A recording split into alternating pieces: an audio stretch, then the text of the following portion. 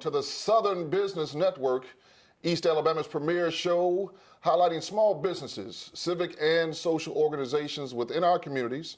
I'm your host, Eric Fowler, and when I talk about our communities, we are talking about none other than the areas of Fort Mitchell, Ladonia, Smith Station, Seal, Alabama, and of course, our very own Phoenix City, Alabama. I have a very special guest with me today, the mayor of Phoenix City, Alabama, Mayor Eddie Lowe. Mayor, welcome to the show. Thank you, Eric, for having me. Absolutely. I do want to give one little correction. Positively. Positively, absolutely. I like it. I love it. Positively, Phoenix That's City. right. Got to put the positively in there. That's absolutely right. Well, Mayor, we're happy and excited and elated at the same time that you're here. Some of the things that kind of come to mind with me, because I'm a historian of sorts, and I know that this is your second term in office. You are the first African-American male, or African-American, period, to actually hold this post. And of course, I know that there have been some challenges along the way, possibly many naysayers from the beginning up to present date. How have you handled this pressure? Well, Eric, let me say this first. It is true that I am the first African-American or black or whatever phase or spin you want to put on. Okay. That is true, and that is, it has its place. But however, in the big scheme of things, I want to be remembered not just as the first African-American or black, which is important. I'm not saying that. Sure. But what I really want to be known for and chosen for as the mayor of Positively Phoenix City is the people to look at the qualities of a person. Absolutely. And when I say those qualities of a person, I mean, you know, the moral aspect, the integrity, the character, the compassion that leaders should have for other people. Those are the things I really want to be remembered as being the first. And again, as I stated, I'm not saying that that's not important. That is a huge monument as far as being the first. But I always tell people, let's look at the quality of the persons. We are going to notice their ethnicities. But the most important things are those qualities of a person. Absolutely. And that's what I'm hoping that people in Positively Phoenix City and the state of Alabama, as well as this country, look at when they are opposed with having someone to be a leader. And those are the things that are important to me. And that's why I try to walk every day, because if you're not showing that love and compassion and willing to be the sacrificial lamb for the sake of the whole, then whatever your ethnicity is, it really doesn't matter. That's right. That's right. So, but again, I am, and I'm grateful of that. But again, the qualities of a person, which we all need to always remember. Very good points. Very good points. Well taken and duly noted, might I add. Now, you mentioned Positively Phoenix City, and I know that has resonated throughout our community. Can you talk to us a little about how that terminology, first of all, how it came to play, and when we talk about what that means to Phoenix City, can you kind of express what that's all about? Yeah, when I first got elected, Eric, in being in office, you know, there are a lot of places you would go and present yourself and present other people. And there were a lot of nuances out there where people were saying all negative things and things that were not true about Phoenix City, that was totally not true, that had, in my opinion, always referred to as a city looking at its past. I see. And being an ex-athlete, which you would understand this, is first of all, you have to be positive. That's right. You have to be confident. You have to go into it thinking more about the team as you do your individuality. That's the way we're trained in sports, and That's know right. that. Absolutely. And so, you know, you go places and everybody was saying all these things that was not true and negative, and you see it in the paper and you see it in that. And being an athlete and understanding how you have to build on confidence, which is being positive, which means you have to equip people, then you encourage them to raise their expectation. And from equipping them comes encouragement. That's right.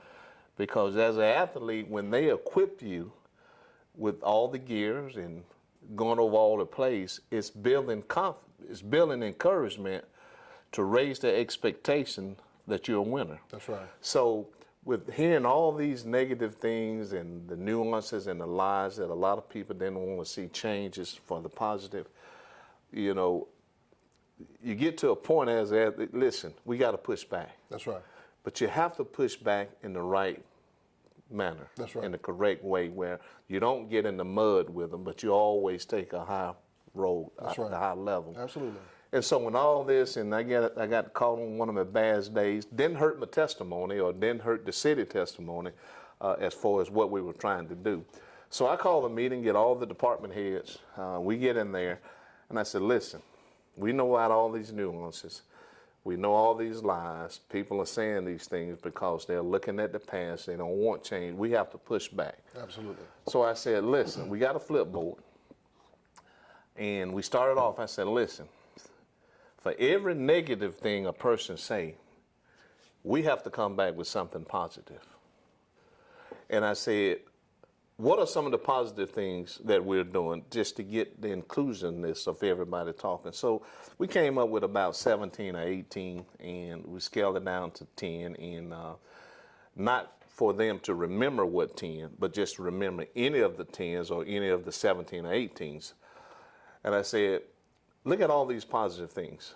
And we got to push back with that for every negative thing. And you've read and learned that for every negative thing, you need to have at least, I forgot, at least 4 positive things. That's right.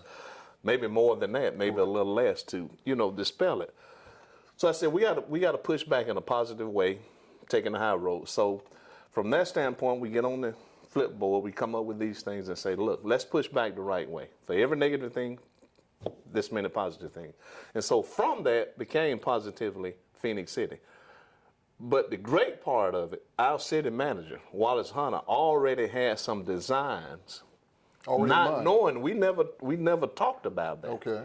So really it was kind of his It was a brain trial of some sort. from what we're having. Okay. And he goes in his office and bring it out there, and the colors of it, it just got my attention. I said, this is what we need to do.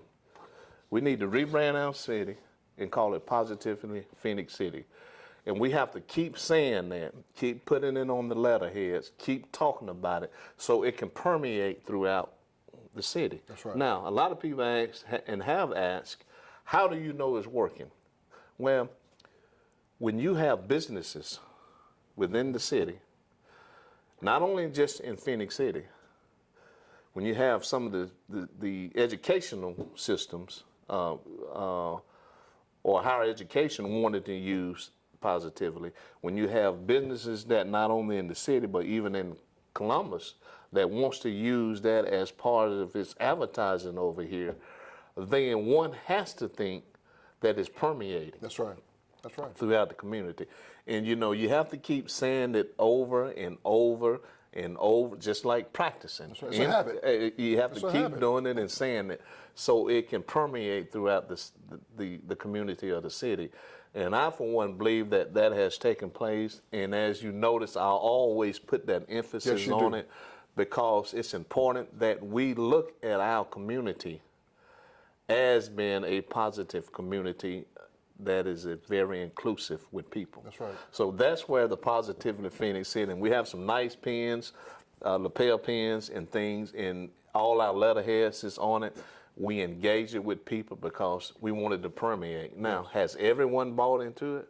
No, because some people doesn't want change. That's right. But as I say, we have to just push past that and keep pushing it forward so everybody can have some sense of pride about their community. Absolutely. Words have power. Yes. And I'm a firm believer that the power of life and death is out of our mouths. Well, and the fact that you have coined the phrase Positively Phoenix City. Exactly. And I like the fact that you stated the rebranding approach exactly. of the city, because that's very paramount as you continue to talk about going forward and the efforts that we're doing as a community? Well, you know, as you may not know, but a lot of people and most people in this area who grew up here knew that the history of Phoenix City. Correct. And, you know, when I first got in, you know, like you said, you always have to be positive. That's right. If you're not positive and don't believe it, then it's not going to work. Well, you know, it used to be known as Sin City, but, you know, I even used the phrase, and even on some of my letters I sent out, I still say from Sin City to God's country. That's right. But it's all positive because we want to attract people. That's right. Yeah, the history, we can't forget that, but we have to use it as we're doing to build up off of it so people can see where we've come from. First of all, not only how we've changed, but how the hearts has changed. Exactly. That we want people to be here so we can help create a better quality of life for people. Exactly. Exactly. So, well, let me ask you this, Mayor. In terms of forward progression, and that may sound like an oxymoron, but because we like to think that progression is forward. yes.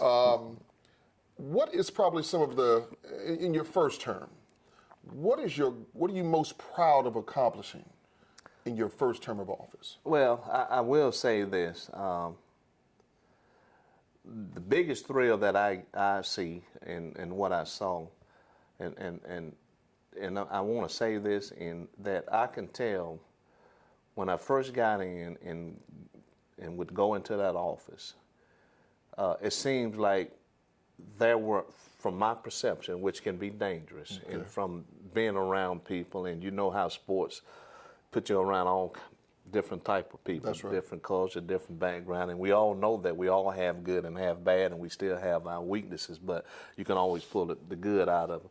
So the first thing I noticed that people in those offices, it seemed to me that there was an ideal that a lack of I don't want to say trust, but a lack of confidence. Okay.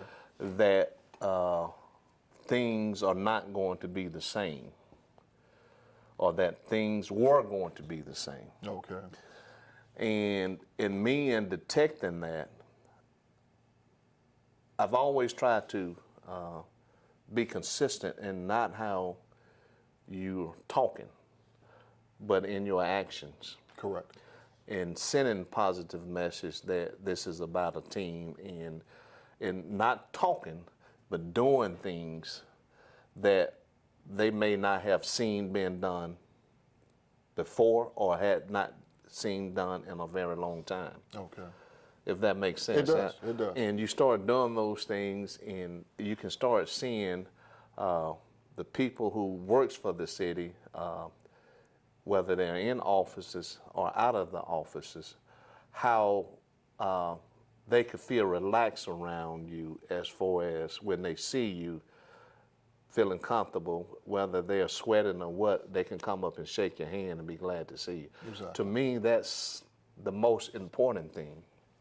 But we went from, and it's a big thing, but it's a small thing, and I can't tell you word for word, but the first thing we wanted to do were to create a mission statement and a core value. That's important. Just to kind of sense, and probably nobody would know it word for word, but as a sense to show that things going to be done decent, in order, and for the well-being of the whole. Correct. So that was important to me, and I have them up in the office I'm in, and probably nobody else have them, but at least you have to start things to kind of start changing the mindset. Correct. So we did that. So you wrote the vision down. You made it plain. And I would tell you who helped me formulate it was the city manager and the chief of police. Oh, okay. We kind of worked together. I kind of explained to them, what I wanted to say. But it is about inclusion. That's right. It is about doing the right things and being transparent. And it is also about accepting all. That's right. Free of prejudice. There you go. Because a team and playing sports, you have all different type of cultures and ethnicities. That's right. And beliefs and faith. And, I'm probably been hit in the head a lot playing football, and I'm just probably crazy enough to believe that if we can teach that in football or basketball or baseball to have a common purpose. Correct. And forget about all that junk that people try to divide with. If we can teach athletes that, I just refuse to believe that we can't teach corporations that. Absolutely. Because what you're doing is you're setting your petty differences aside, and you're understanding that there's a common goal in mind that has to be met.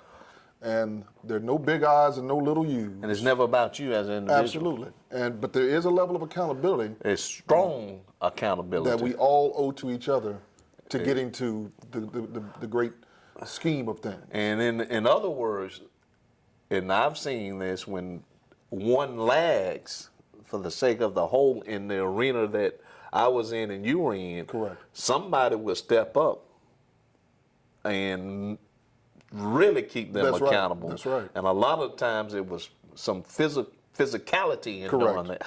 But everybody understand that because no one person is bigger than the team. That's right.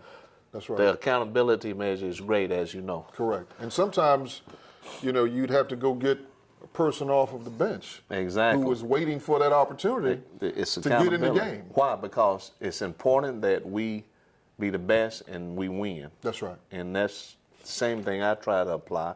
We did that in other things that we've done collectively we started the State of the City. Okay. And me first getting in there, again, a lot of nuances, and you never know. You hear all these things about the finances.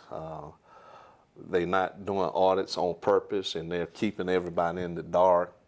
And to be honest, when you're on the outside, you don't know what to believe. And sometimes when you hear things over and over, permeating again, correct, or if you're reading it over and over, that belief can start shifting that way. And the first thing we did when we got in was to do the audit because we wanted to own those numbers. Correct. And let me tell you, the city manager, the finance director, they've been great. We did all those things. We got the audit up the par, and one of the reasons why it was sometime lagging was because you changed auditors every 2 years, and by the time one set of auditors get used to it and doing it, and you may understand this and know this, by the time they get used to doing it, you had to change them. That's right. And so the ones that are coming in new, they had to start all back over, which has the tendencies to put it further behind. Correct.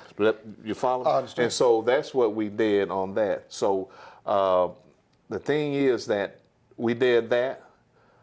We started the State of the City, where we meet in the central part of the city because we don't want people saying that, well, you went on this end and you've gone on this end. So we put it in the center so everybody can come.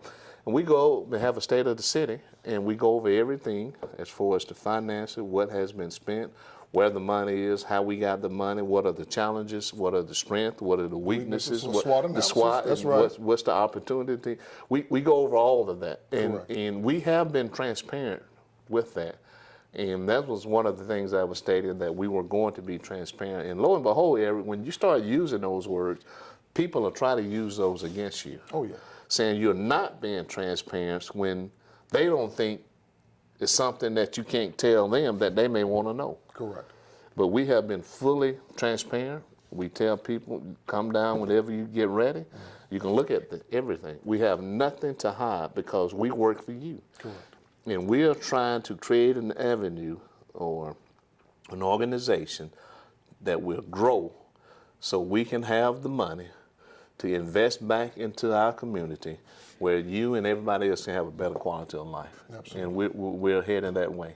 So when we talk about, Mayor, growth for our city and surrounding areas, as it relates, because this is, of course, the Southern Business Network. Yeah. So as it relates to business, and I'll tell you, I think a lot of people's view of your post as mayor is they see you as, or they see the position as being one that is to help attract businesses to our community.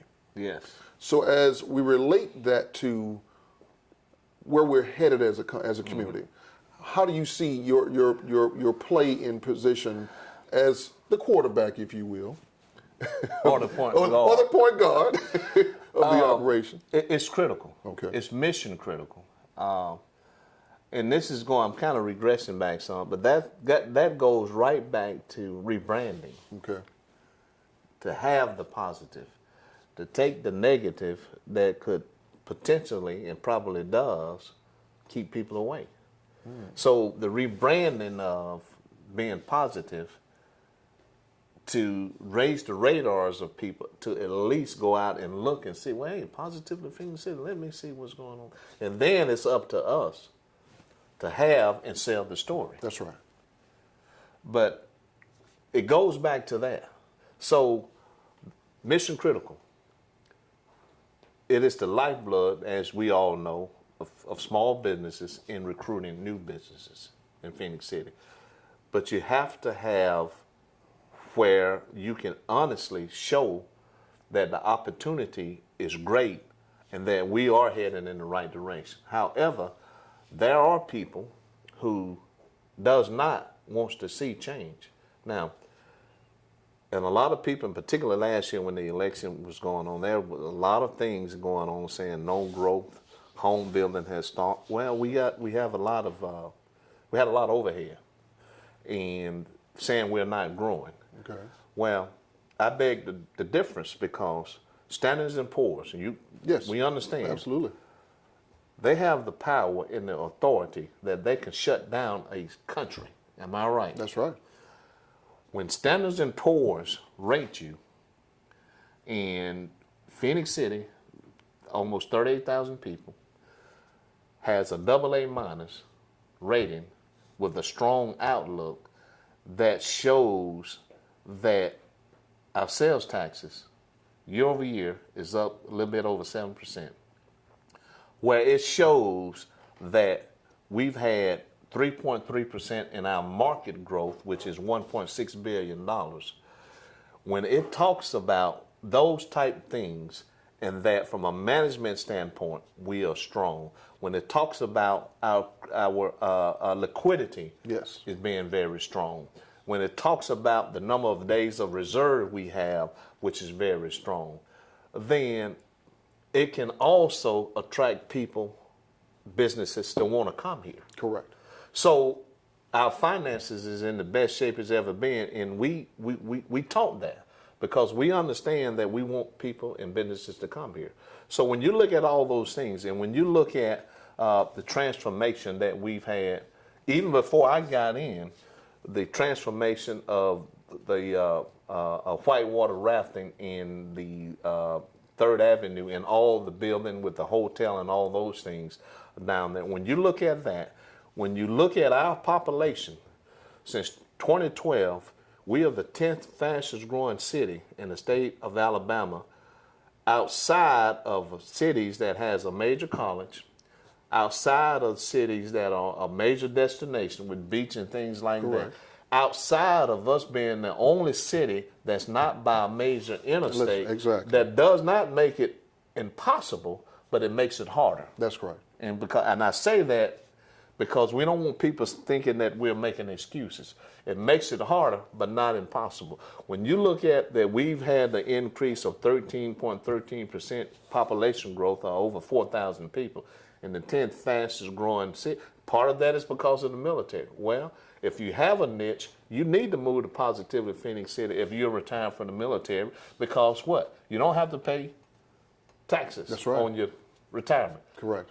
Our property taxes is cheaper. So what we do is say your margin, instead of being right here, if you move over here and live here, your bottom line margin will go from here to here. That's right. Why do we get up every morning? We want our margin to be increased. So those are the things we say. When you look at We got the big development that's coming down on 431, 23 acres with a major grocery store from the state of Alabama.